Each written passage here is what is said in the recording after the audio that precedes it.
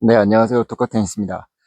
오늘은 투핸드, 백핸드에 대해서 궁금해 하시는 분들이 많아서 그 부분에 좀 보답을 드리고자 영상을 찍게 됐습니다. 투핸드, 백핸드 여러분들 많이 치시면 제일 큰 고민이 뭐 정확성, 뭐 여러 가지 컨트롤 많이 있겠지만 그 중에서도 제일 고민되는 게 파워 있는, 파워 있는, 파워 있는 이런 샷이 안 나오는 게 제일 고민일 거라고 생각을 하고 있어요.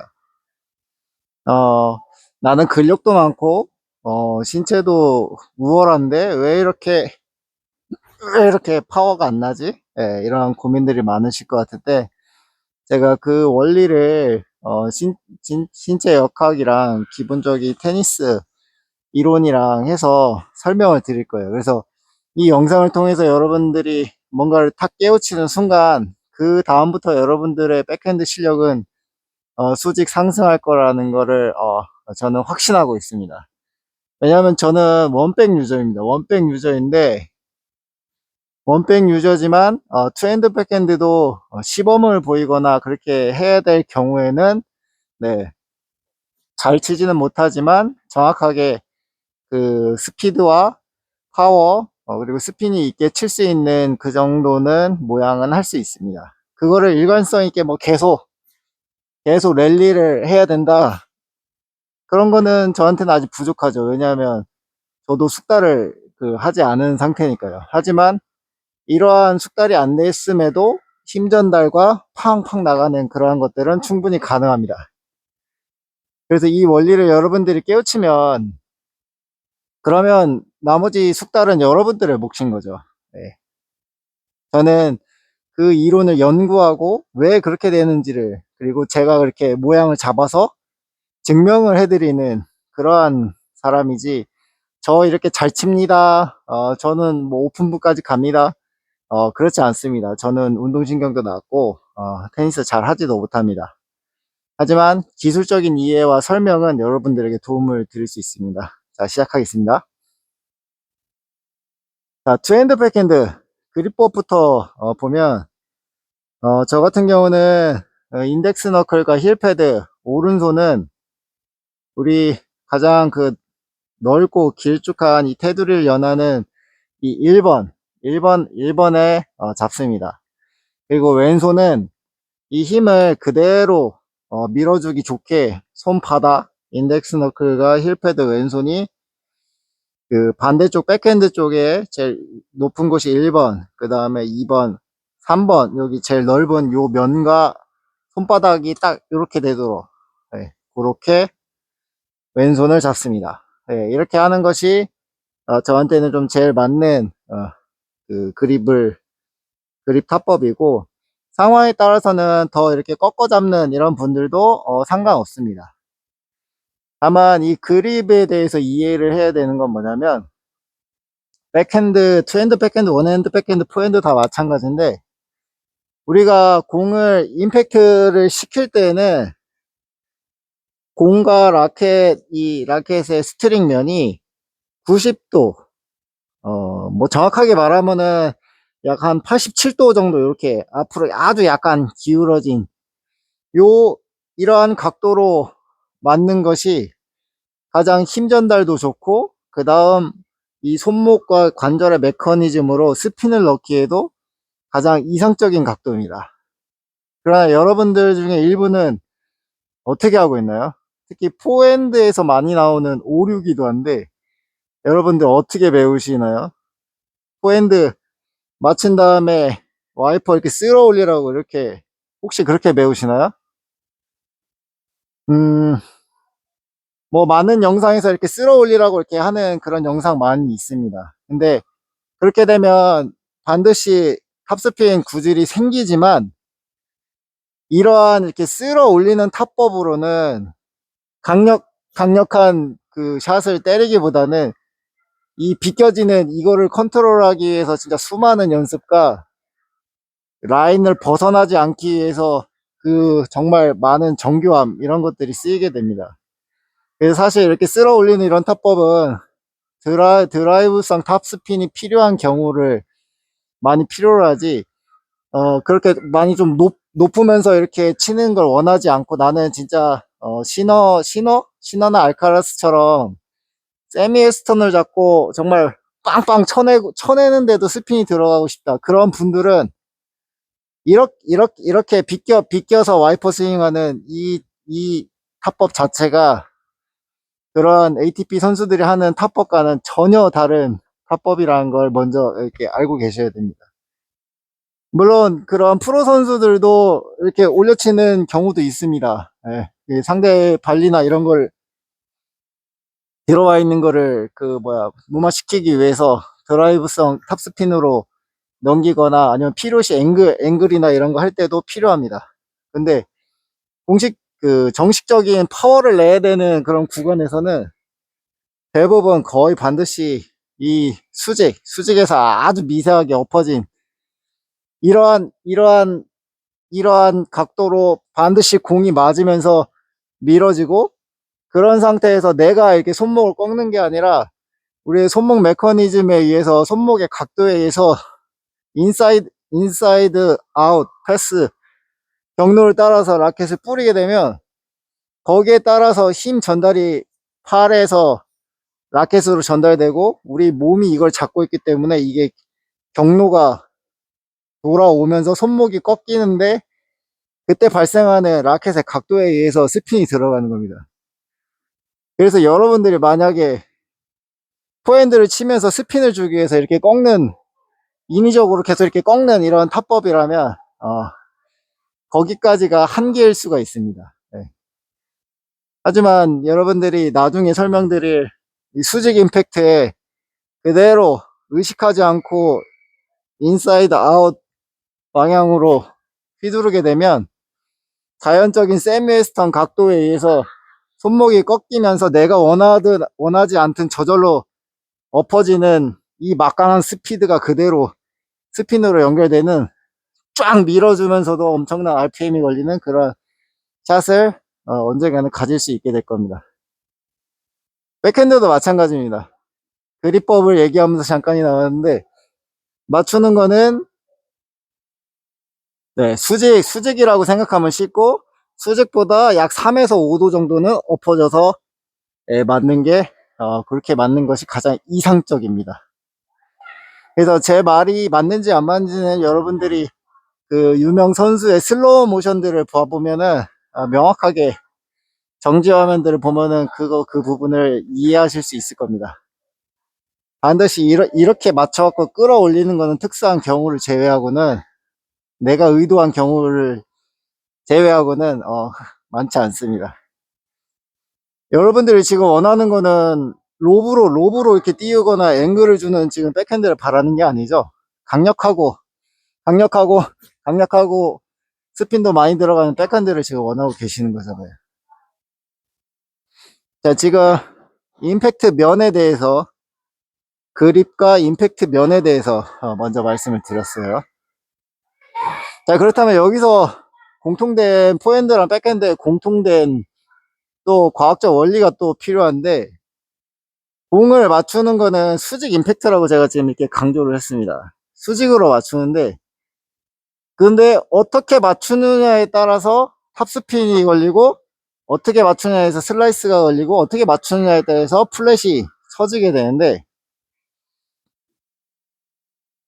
우리가 이 수직 임팩트가 요 부분이 수직 임팩트가 딱 이루어진다 하더라도 우리는 그 전의 과정에 집중할 필요가 있습니다. 자, 수직 임팩트가 이 정방향으로 와서 수직 임팩트냐, 아래에서 오면서 수직 임팩트냐, 위에서 오면서 수직 임팩트냐, 이거에 따라서 공 스핀의 구질이 결정이 됩니다. 그래서 우리가 지금 하는 테니스는 우리 앞에는 네트라는 장애물이 항상 있습니다. 그것을 어떻게 극복하고 상대의 상대의 코트 쪽에 강하게 넣는 것이 우리의 지금 원하는 목표지 않습니까? 그렇게 해서는 이 강력한 장애물인 네트를 넘어야 됩니다. 그러다 보니까 라켓이 위에 있는 상태에서 내려오면서 수직을 그대로 만들고 그대로 치게 되면 네트에 걸릴 확률이 굉장히 많고, 그리고 공과 라켓이 일치되어 있는 상태에서 정확하게 공을 수직으로 맞는다 하면 일직선의 힘은 크겠지만 네트에 걸리는 경우가 굉장히 많습니다. 하지만 우리는 지금 대부분 라켓을 아래에서 올라가면서 수직으로 칩니다. 그러면은 이 수직 방향에서 공이 떠나기는 하지만 그 미세한 순간 손목 메커니즘에 의해서 엎어지면서 드라이브 스핀을 걸게 되죠.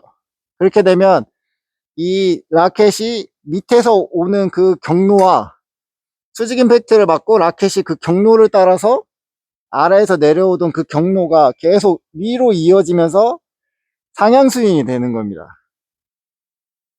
이 상향 스윙을 해야지만 네트라는 장애물을 자연스럽게 넘으면서도 드라이브 스핀을 걸어서 우리가 원하는 상대편 코트로 안정적으로 강하게 넘어가게 하는 것이 굉장히 중요합니다.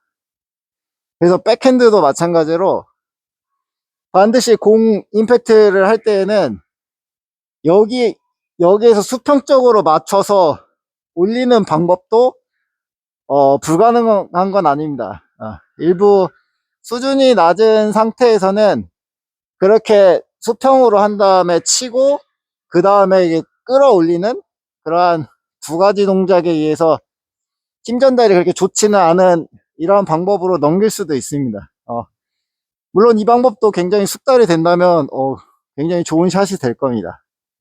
그러나 근본적인 원리 측면에서 본다면 그거보다는 라켓이 드랍된 상태에서 공을 수직으로 맞추는 과정 속에서 강하게 맞추면서 그대로 앞으로 밀어주면 밑에서 올라오던 힘이 있기 때문에 라켓이 위로 올라가게 되는 거죠. 즉 내가 치고 나서 이렇게 올리지 않아도 밑에서 수직으로 맞추면 앞으로만 가려고 하더라도 그 다음에 그 밑에 있던 힘이 계속 전달되면서 더 올라가면서 더 강력하고 자연스러운 탑스핀이 걸리게 되는 거죠. 그래서 선수들의 동작들을 보면 반드시 라켓이 이 땅 쪽으로 드랍이 돼 있는 거를 보실 수가 있을 거예요. 근데 여러분들의 백핸드는 어떤가요? 대부분 이렇게 치시지 않나요? 네, 대부분 거의 평행해서. 네. 그런 면에 있어서도 안정성과 탑스핀의 효율적인 샷을 내기 위해서는 반드시 공보다 낮은 상태에서 라켓이 시작이 돼야 됩니다. 그럼 공이 높은 경우는 어떻게 하나요? 네, 공이 높다고 여기에서 이렇게 시작하지는 않죠. 네, 공이 높으면 그 높은 공의 기준에서 아래에서 시작하는 겁니다. 네. 그리고 예전에 제가 포핸드를 그 라이브 방송에서 얘기했을 때 기준점을 왼쪽 어깨에서 여기 약간 위에 요 정도로 이렇게 한다 그랬죠.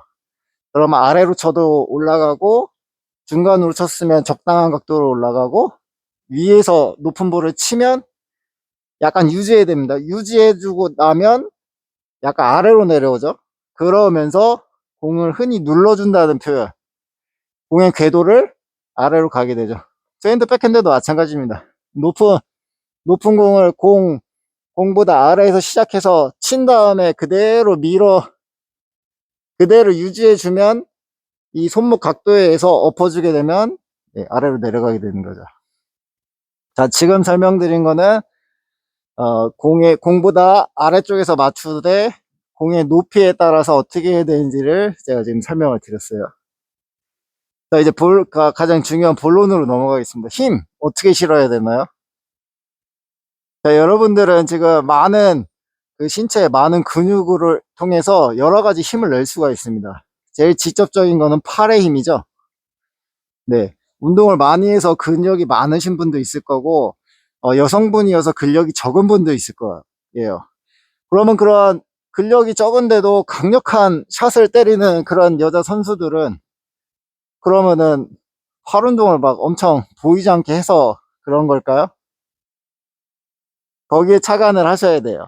어린 초등학교 선수들은 어떻게 그 여린 팔로 그렇게 강력한 파워의 샷을 낼 수 있을까요? 여기서 내릴 수 있는 결론은 팔 힘으로만 해서는 안 된다는 거예요. 네. 그럼 여러분들 지금 여기서 이제 나오는 답변은 뭔가요? 아, 네, 뭐, 체중 이동? 아, 뭐, 좋습니다. 그것도 맞는 말이고, 힙턴? 몸통 힙턴? 그것도 맞는 말이에요. 네. 근데 여기서 지금 제가 강조하고 싶은 거는, 체중 이동보다는, 이 코어 근육, 이 몸의 코일링에 의한 그 원천적인 그 코일링의 힘을 이용해서 그 힘을 라켓까지 전달하는 채찍가드 같은 그런 키넥스 체인의 원리를 잘 적용해야 되는 것이 키포인트입니다. 자, 여러분, 제가 동작 하나를 보여줄 건데 거기서 이제 바로 느끼시는 분들도 있을 거예요. 자, 라켓과 팔을 이렇게 그 자연스럽게 잡고서 라켓과 팔을 팔로만 이렇게 흔듭니다. 네, 이거는 팔에 의한 운동이죠. 네. 자, 이제 라켓과 팔을 댈 수 있으면은 좀 자연스럽게 가만히 있는 상태에서 골반을 살짝 움직입니다. 살짝 움직이면서 골반을 비틀어서 움직이는 약간 팔자 모양의 궤도를 한번 그려봅니다. 그러면 라켓이 이렇게 살짝 이렇게 쓱 따라오는 걸 느낄 수가 있을 거예요. 자, 이거를 만약에 내가 팔을 먼저 의도한다 그러면은 이렇게 되겠죠. 팔을 의도하는 게 아니라 몸에 있는 그 골반부터 해서 몸을 먼저 움직이고 아주 미세하게 팔이 그냥 그대로 따라가는 겁니다. 그리고 팔이 최대한 이쪽으로 갔을 때 그때 다시 몸을 움직여서 그걸 따라오게 하는 거죠. 그럼 어떤 현상이 일어나냐면 이렇게 흐느적 거리게 되면, 자, 여기서 타이밍을 잘 잡아야 되는데, 자, 여기까지 갔을 때 100이라고 합니다. 여기 시작이 0이고 100이라고 하면은 우리의 그 몸통이 움직이는 타이밍은 이렇게 100을 간 다음에 움직이고 100을 간 다음에 움직이는 게 아닙니다.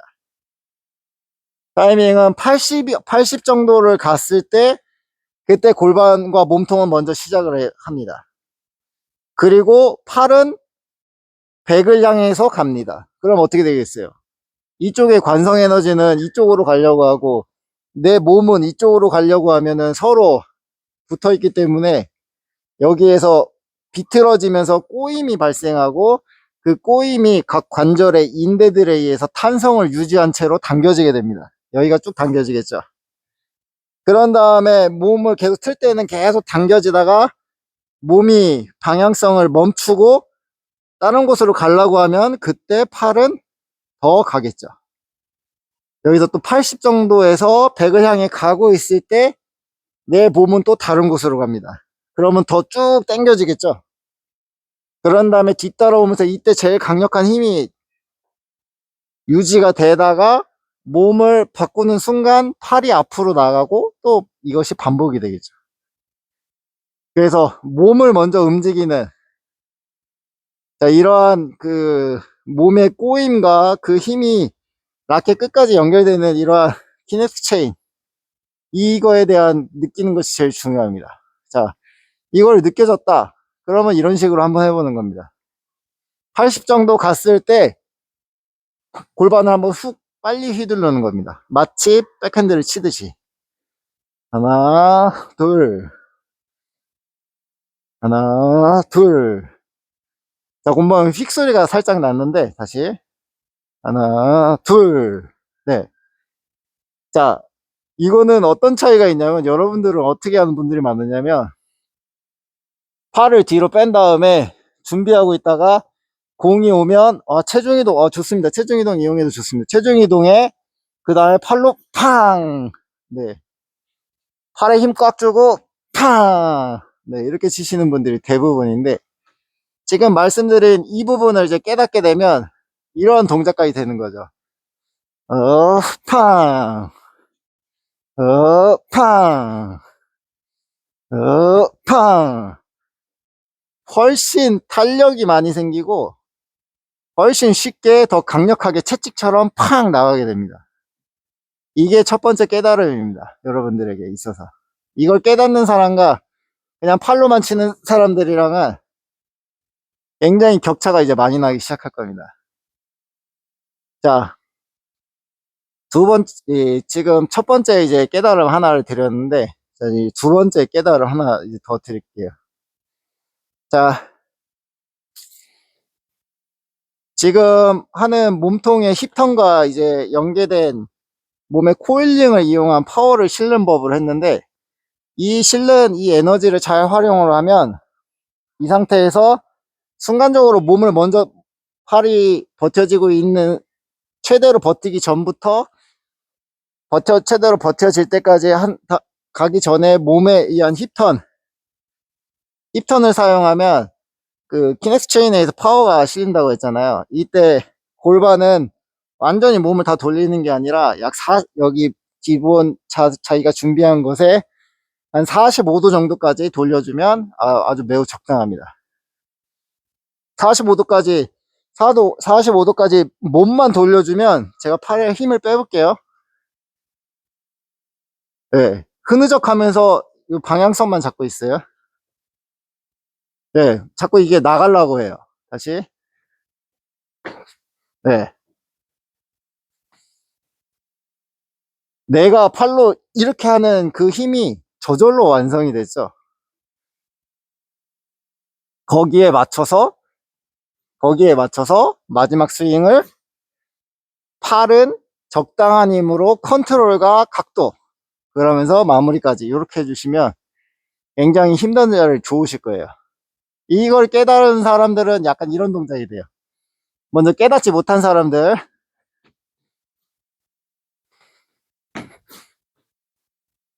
세게, 예, 이런 식으로. 이걸 깨달은 사람들, 하나 둘, 하나 둘. 자, 이런 차이점이 있을 거예요. 그래서 이걸 잘 보시고 뭔가가 깨달은 사람은 이제 선수들 영상들이나 잘 치는 사람들 이제 영상 보면 지금 이 두 가지의 차이점을 느끼실 수 있을 것 같아요. 자, 그 다음에 이제 선수들 장면에서 이렇게 되는 이렇게 꺾여지는 이 장면 있죠. 네. 이거에 대한 설명을 할 건데, 이거는 다음 시간에 설명하도록 하겠습니다. 네, 여기까지 하고, 이 이유는 이제 멤버십 인원들에 대해서만 미리 알려드리도록 할게요. 자, 네, 멤버십 전용 영상입니다. 지금부터는. 자, 어떤 분이 이렇게 얘기했어요. 독광님처럼 여기에다가 이렇게 딱 했다가 이렇게 치니까 이게 한 번에 이루어지지 않고 이렇게 탁 이렇게 하니까 되게 아래에서 위로 치는 건 좋은데 파워를 싣기가 너무 어려워요. 이렇게 말씀하시는데, 지금 그렇게 하면 오히려 기존 하던 것보다 더 퇴보한 스윙이 됩니다. 자, 우리의 힘은 아까 말한 전체적인 이 코일링에 의해서 앞으로 가는 이걸 이렇게 배웠죠. 그럼 선수들은 왜 약간 이런 모습이 될까요? 네. 그거는 내가 이렇게 모양을 만들어서 머그컵 이렇게 설명한 사람도 있죠. 머그컵 모양 만든 다음에 쳐라. 그럼 굉장히 잘못된 게 머그컵 만들고서는 이 힙턴을 하잖아요. 그러면은 힘이 연결이 끊어져요. 절대 이렇게 하면 안 돼요. 여기서도 타이밍이 굉장히 중요해요. 자, 여러분 팔을 펴고 양손 백핸드 준비를 딱 한 다음에, 자, 이 상태에서 팔 쭉 펴고 있어요. 자, 이 상태에서 제가 오른쪽 어깨만 낮춰 볼게요. 이 자세가 되는 거예요. 기본 투핸드 백핸드 할 때는 이렇게 오른쪽 어깨가 상대 쪽으로 이렇게 기울어져야 돼요. 이걸 제가 똑바로 한번 서 볼게요. 네, 이렇게 돼요. 똑같죠? 그래서 딱 백핸드 준비를 자세를 하고 왼발로 기준점을 잡은 다음에 그 다음에 오른쪽 어깨만 낮추면 이러한 모양이 돼요. 이런 모양. 권순우 선수 자세로 하는 거예요. 자, 이 상태에서 라켓을 아까 말한 대로 공보다 낮게 드랍을 할 거예요. 낮게 드랍. 근데 이때 드랍할 때 이 드랍을 몸쪽, 이 왼쪽 허벅지 쪽으로 드랍을 할 거예요. 드랍. 몸 쪽으로 가까이 와야 돼요. 그래야지 인사이드 아웃 스윙 경로가 나오게 되는 거예요. 그래서 이걸 그대로 오른쪽 어깨를 낮춘 상태에서 이 라켓 다운을 왼쪽 허벅지 쪽으로 그대로 내리면서 골반 힙턴을 할 거예요. 골반 힙턴을 하게 되면 오른손이 여기 가깝잖아요. 여기가 연결된 데가. 여기가 먼저 틀어지면서 자연스럽게 손목이 약간 손목을 이렇게 올리면 이런 이게 여기 왼쪽 테두리가 여기를 살짝 치는 듯한 그러한 동작이 돼요. 반드시 골반 힙턴이 다운이 여기가 0, 여기가 100이라고 하면 다운이 80 정도 되는 순간 100으로 가는 과정 속에서 골반 힙턴을 하면서 오른손이 이렇게 당겨질 때 살짝 들어주는 거예요. 오른손만 이렇게. 그러면은 이게 순간적으로 몸이 확 돌기 때문에 여기서 이렇게 이런 탄력이 생겨요. 약간 이런. 그 자연스러운 현상 때문에 여기서 하나, 둘 약간 이런 모양이 나오는 거예요. 근데 이 장점이 뭐냐면 이 상태에서 하나, 둘 제가 팔의 힘을 좀 거의 빼볼게요. 네. 팔의 힘을 빼니까 임팩트가 제대로 이루어지지 않지만 이 라켓의 운동 방향성이 거의 백핸드랑 비슷하게 되죠. 네. 거의 이렇게 약간 엎어지듯이 이거를 이 상태에서 내리는 이 안쪽으로 당기면서 내리는 거를 골반 힙턴을 하고 여기서 이렇게 엎어지는 거를 손으로 컨트롤해서 이제 임팩트를 맞춰주면 되는 거예요. 그러면 공을 여기다가 딱 던져 놓고 하나 둘 퉁 요 정도만 딱 맞춰도 공이 아마 네트를 넘어서 서비스 라인까지 가는 파워가 나와요. 이렇게 적게만 탄력 있게 하나 둘 반드시 골반 힙턴이 80% 정도 내려올 때 그때 골반 힙턴을 해줘야지 이 자세가 나오는 거예요.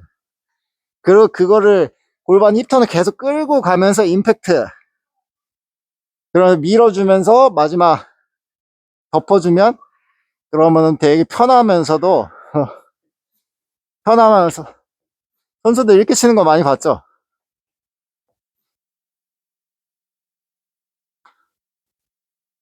네. 이러한 자세가 되는 거예요. 네. 자세한 거는 채팅으로 해서 더 물어봐 주시면 제가 더 답변 드리도록 할게요. 네, 이상 마치겠습니다.